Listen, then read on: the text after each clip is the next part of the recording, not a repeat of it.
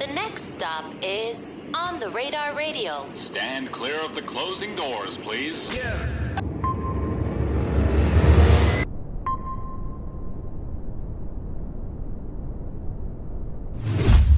Yes, sir, baby. On the Radar Radio. Yo, special guest in the building. Amaru Cloud in the building, my guy. Welcome to the show. Doing, I said that right? Yeah. Perfect. Cool. Yeah, everybody be getting it wrong. What do people be saying? Like Amaru. Amaru. Like Amaru like is that. kind of crazy. Yeah, I ain't gonna lie. because of the way it looked, though. It looked like that, though. But yeah, nah, you said it right, though. How you been, bro? I've been Gucci. How's everything, too? Good, man. You Good. Cool, No te man? veo. Yeah. Out the now. Project. Finally, it took me a long time to put that shit together. So it's like, it's all, like, it's basically all my music from all different phases and different years. Just put all in one type shit. Now, are you Spanish?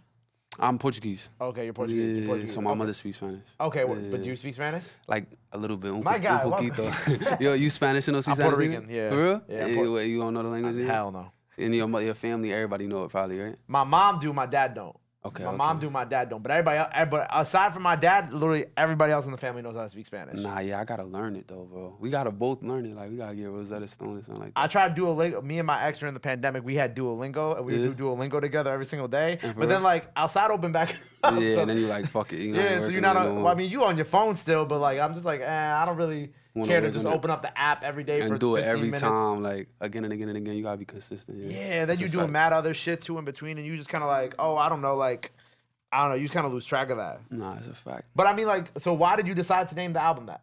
Nah, cause it's like I don't see you. That's what it means. Right. So it's just like that's why I just felt like I don't know, like my perspective on what I'm doing right now is not really worrying about like who's hot, who's whatever. It's just like I'm just doing what I'm doing in my own lane. I feel like that's what I always been in. You know, I haven't really been in like a certain scene. It's just been my own thing that I'm doing. You know. So all this music that you have on this project is from different parts of different areas. Yeah, like really like the past 2 to 3 years, to be honest, because it's like you know, as an artist, you always be like, oh, I don't know if I should do this or I should do that. So it's like it's just all the different sounds that I always try and just showing like my best ability at each sound. You get what I'm trying to say? Now when you say that you put all these together over these different periods, was it all in the stash or were some of these records released previously? Nah, I mean maybe like 2 records were released. It was just the one with me and Jay, the Act Up one, and then just Genuine. Those were the only 2 on there. All the other ones is new songs. Okay. Yeah, so those are the only 2 ones that like I added to it. Okay. But yeah, everything else brand new. So what I Don't See You, right? And this kind of amalgamating like the last 3 years of your life and career, like what was the message that, or like looking back at what you went through when creating this project, what were some of like the core themes that you were thinking about when making it and trying to put it out? I think the main thing I was just thinking about, bro, is just like showing every sound. You know what I'm trying to say? Like not being afraid of like showing the different types of music that I make. Like not closing myself to just like sample drill or just like hard drill. Just it was really about like I feel like I was hiding like certain parts of my talent just because you'd be afraid about people's reactions and things like that. And then I feel like just with this, it was just like, oh, I'm gonna just put it all out there, put it together, and just kind of have it balanced like in a package where it's like, okay, like I feel like if you really listen to it, you'll be like, damn, I didn't know he was talented like that, or damn, I didn't know he did that, or he did this, you know? Right. So that was like my main theme and focus of it, like just kind of everything included in one. What do you feel like you were hiding because you were afraid to show people? I think it's just because about what's relevant now, and sometimes you just end up getting into the pattern of like, I guess at times trying to keep up with that, but I kind of like separated myself from that doing this.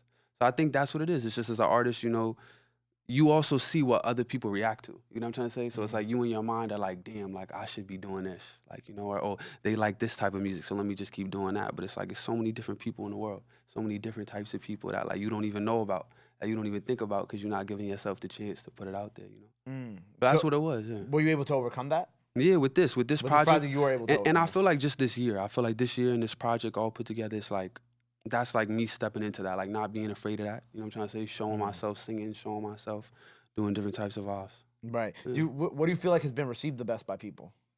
I feel like people still like the drill songs and things like that, but I think like there's a other side of the audience and other people that have reached out to me and how they felt about it, and they've liked, you know, the singy songs or like the dance hall vibes or right. I just think the melodic side of fan bases just aren't as vocal. Yeah, they're more just like they just listen to it. You know what I'm trying to say? They just listen and enjoy. They keep it pushing. Yeah, like they don't like really necessarily follow you or like on your page and doing all that. They just like they like their songs and they just that's so true. That's a fact, bro. Because you want to know why I noticed that? Because I think of like the music that we've released through On the Radar Records, right? And like what I've noticed that like obviously, like I think if we speaking about like Didi, like the biggest record that we've released is the Jay Clickin and J Star freestyle, Yeah, right? my son Clickin. But then the second one is Real Richie Rose, which is Melodic. Oh, he's hard too. And his shit is like the second biggest record that we've put out so far under On the Radar Records. And he's obviously he's dope as fuck, but it was unexpected for me because I felt like, whether it be like another drill record or another rap record would be the one that would really take off. But then like I kind of started looking at different people's, like I did like my own research and I like looked at different people's fan bases, like melodic versus drill artists. And the one thing I noticed is that like melodic artists put up a lot of numbers, just their fan bases are just very like you said, it's like a very passive thing. Like we're not like, people comment on his Instagram and whatever, but like they're not as vocal as drill fan bases because with drill music there comes like a little more drama and a little more this, a little more discourse about the sound. But like melodic music, people just like melodic music and they just keep it pushing. And with like YouTube too, like a melodic artist is bigger on streaming than his YouTube, and like a drill artist is bigger on YouTube than streaming.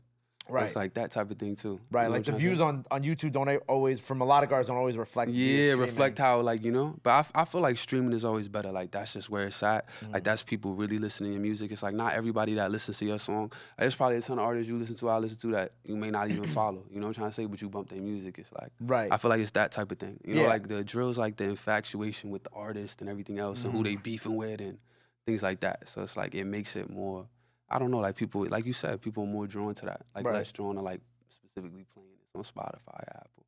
Yeah, they're not as like, I mean, they're focused on the music, but then they're also like interested in like the reality show portion that comes. Exactly, the reality show. That's a good way to say it. The reality show portion that comes with the music. But like you said, like me, like I'll just like, I think about like, I've been listening to Black's new album. Yeah, his hard album. I like that type but like, of music. I would never go and comments on his Instagram or you know what I'm saying? Like not saying, and that's not even me being like I don't support, I fully support, I love every single one of Black's projects, but it's just like I'm a very passive listener. Like I like what I like and I keep it pushing. Keep it pushing. Like I don't really feel the need to like hype around somebody. Yeah, like go on people's Instagram and be like, that's so fire. Like you know what I'm saying? I might tweet be like Black's album is hard, but like and leave it right there. And I leave it where it is. Nah, yeah, I respect that. But I think that's just something that you got to like learn to notice about your different fan bases too. Like, the melodic fan base is very just kind of like they exist, but they just like they're not just talking to me. They're not talking. They're just listening to my music. They just listen to their music. They like it, and that's the most important part. You feel me? The whole point of this, people listen to your music. Did you feel like you needed to get into do like drill music to like get numbers too? Like, did you feel like that you needed to do that to get a little extra buzz? Like, 'cause that's always something that I feel like we talk about. Yeah, I won't lie. Not necessarily drill music, but just like hype music. Like, not like, because even when I do it, I melodize it. I don't really do it like the same way. Right. So it's like, but definitely, I get what you're saying. Yeah, for sure. I feel like there was just a phase where it's like, all right. And then like I put my own twist on it and you see more of the reactions, more numbers and things like that. But I don't know. That's why it's like now it's just like I'm just like not worried about none of that. I'm just worried about like my music, like longevity, thinking about like filling up the seats when it's time for shows and things like that. Just that I feel like that's where like making that type of music that I was talking about with the album, like that's where you get from that. Cause like a lot of this hype moment is like here today, going tomorrow.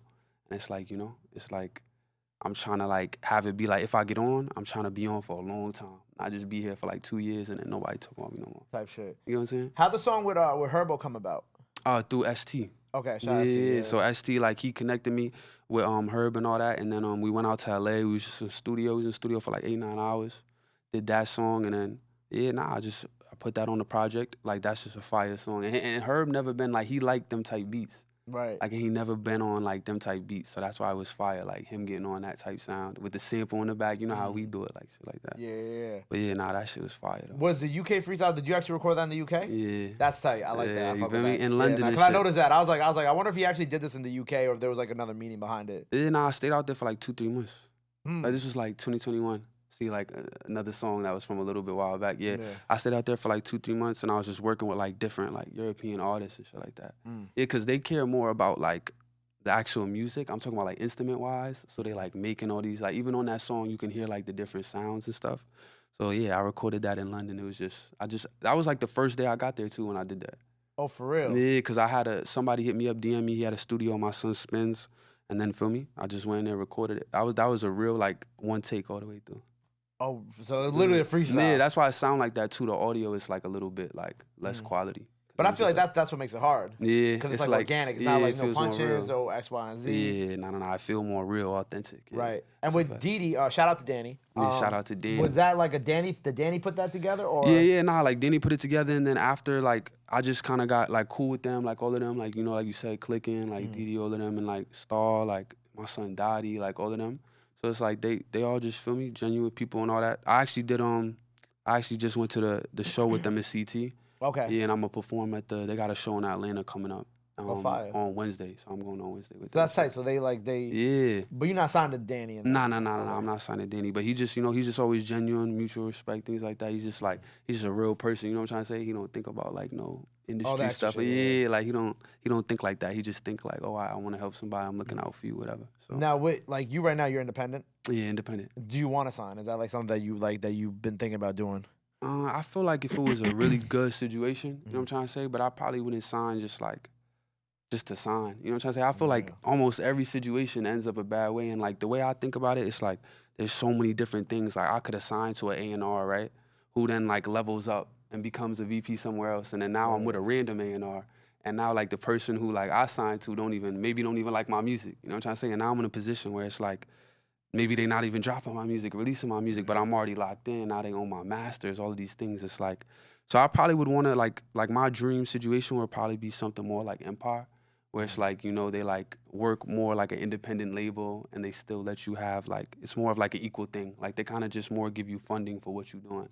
It's not directly like, they take everything and they like, we control this and control that. Right. So like, I feel like that situation would be better, but nah, I'm not, I probably wouldn't want to sign right now. The A&R leaving thing, that's a real thing too. Right, it happens to a lot of people. Right. Like, or like you gotta really think like, and Gabe, you know this more than a lot of people. Like, think about like the presidents and the VPs that constantly change. If you look at labels, like everybody jumps around to different labels, like and it's a new around. person in position every like 2 years, a year and a half, and it's like it don't even make sense sometimes. Yeah. Like, or this person may have leveled up and now they're starting their own branch of an independent, like, their own label, yeah. Yeah, or this person's leaving Capitol and making their own, like, their label own underneath section. Sony. Yeah, under Sony and switching it. And then it's like, sometimes artists get left behind. Like, sometimes there could be somebody who leveled up to, like, a VP position, like I said, or something.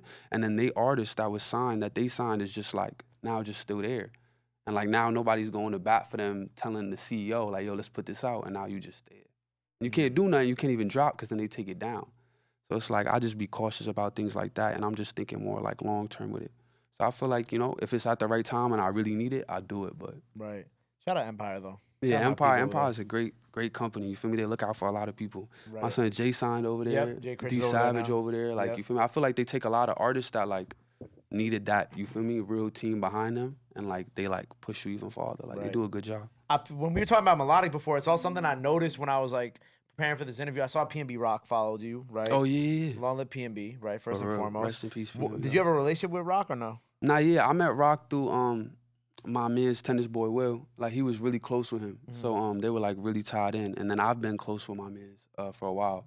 So then literally he actually introduced me to him. Actually, he didn't even know we knew each other. Oh, for real? Like, yeah, he had actually just been on my gram, like just like commenting on it, like DM me like, yo, yeah, shit hard, all that. And then after that, I met him at a show in Jersey. And this was literally like maybe a couple weeks before that happened. Everything happened. So yeah, like I met him at the spot in Jersey, and I was like, my man's tennis boy Will. He's like, oh, we know each other and all that. Yeah. And then you feel me? It was crazy. So we just like that was just I really only seen him that one time, and then after that happened. But I sent him a song and everything. Like I sent him an open. And all of that, yeah, it's crazy. Rock. Yeah, rest in peace, PnB. He never got to make the song. Nah, he didn't make the song, but like he was like, it's fire, all that. He loved it, all that. Yeah, but not like, you feel me? My man's was really close to him, so that affected him a lot. It was crazy. Like, cause I know a lot of people that was like cool with him, like on a different level, you know. Yeah. So yeah, that's definitely crazy. And he was so genuine, like, you know what I'm trying to say? Mad like, cool person. He never cares about like what level you at or if you coming up or whatever. He just doesn't care. Like, he's just gonna show love. Like, yeah. So yeah, that was cool though. Mad cool person, man. Rest in peace, Rock. So what's next for you after this? What else we got cooking? I feel like I'ma just be pushing my project for a little bit longer, and then I feel like I'ma just be doing the shows and stuff like that, and then I think I'ma get a new single ready that I'ma like drop maybe like May or something like that, or like late April.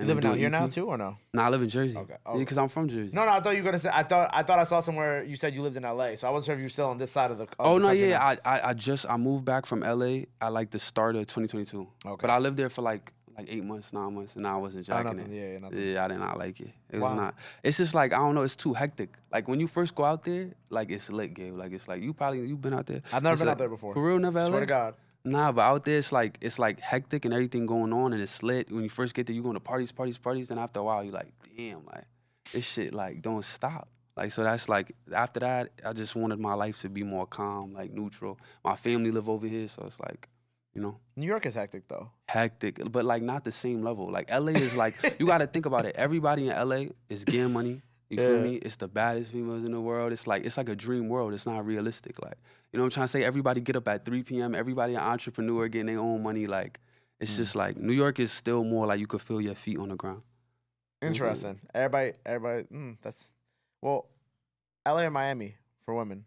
For women? Yeah. Oh, Miami. Okay, see. Yeah, I'm not gonna lie, Miami. Like, We was just talking about that. Yo, in the fuck. car, we was just talking about that. Yeah. Like on the way here. Because he said the baddest females. I was like, whoa, time out. Miami always got it though. Okay, Miami. Because I feel like everybody from everywhere else go to Miami. Miami's so close to all the foreign countries and all that. So it's like they just come here. True. Yeah. So, but New York, you feel like New York, Jersey, you feel like your feet back on the ground. You feel like you're not like flying too high. Yeah, nah, I don't feel like I'm in a unrealistic world. In a dream like, world, yeah. Yeah, I feel like I'm just, you feel me? My like, and all my family here, like my father live over here, like my mother live in Jersey, so it's like, you know. Word. Yeah. So new single on the way.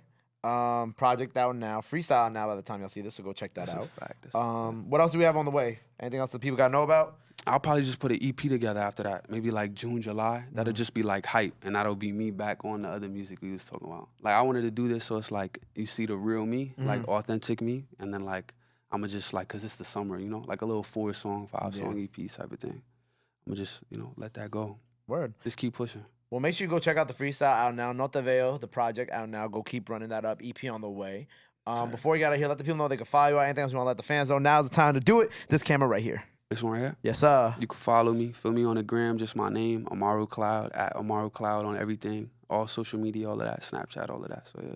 Boom. Well, there you go. Make sure you go follow him. Go run up the project. Go run up the freestyle. Go follow him. Go show him some love. Go show him some support. Love is free. Support is free. But y'all already knew that. Till next time, Amaru Cloud on the radar. We out. Boom. My Good guy. looking, Gabe. Appreciate you. Love.